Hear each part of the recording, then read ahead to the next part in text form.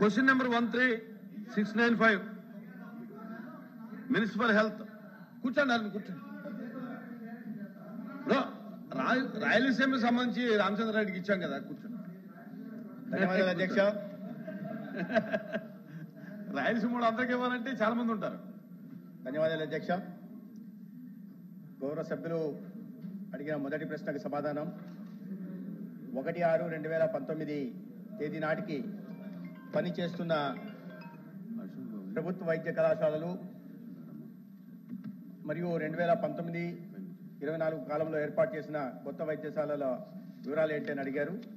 వాటికి సమాధానం 1/6/2019 నాటికి పనిచేస్తున్న ప్రభుత్వ వైద్య కళాశాలల వివరాలు: 1 ప్రభుత్వ వైద్య కళాశాల శ్రీకాకుళం, 2 ఆంధ్ర వైద్య కళాశాల విశాఖపట్నం, 3 రంగరాయ వైద్య కళాశాల కాకినాడ, 4 ప్రభుత్వ సిద్ధార్థ వైద్య కళాశాల విజయవాడ, 5 గుంటూరు వైద్య కళాశాల గుంటూరు, 6 ప్రభుత్వ వైద్య కళాశాల ఒంగోలు, 7 ఏసీ సుబ్బారెడ్డి ప్రభుత్వ వైద్య కళాశాల నెల్లూరు, 8 శ్రీ వెంకటేశ్వర వైద్య కళాశాల తిరుపతి, 9 ప్రభుత్వ వైద్య కళాశాల కడప, 10 కర్నూలు వైద్య కళాశాల కర్నూలు, 11 ప్రభుత్వ వైద్య కళాశాల అనంతపురం.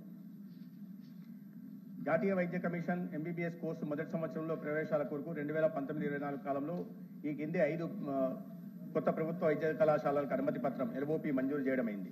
1 ప్రభుత్వ వైద్య కళాశాల విజయనగరం 2023-24 మధ్య 150 సీట్లు, 2 ప్రభుత్వ వైద్య కళాశాల రాజమహేంద్రవరం 23-24 150 సీట్లు,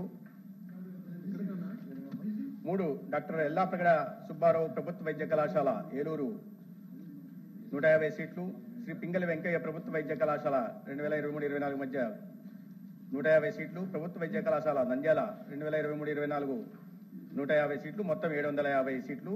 50 సీట్లతో 2024-25 విద్యా సంవత్సరంలో పాడేరులోని ప్రభుత్వ వైద్య కళాశాల ఎల్ఓపిని పొందింది. రెండో ప్రశ్నకు సమాధానం అవునండి. 3 వివరాలను అనుబంధంగా సభా సమక్షంలో ఉంచడమైంది.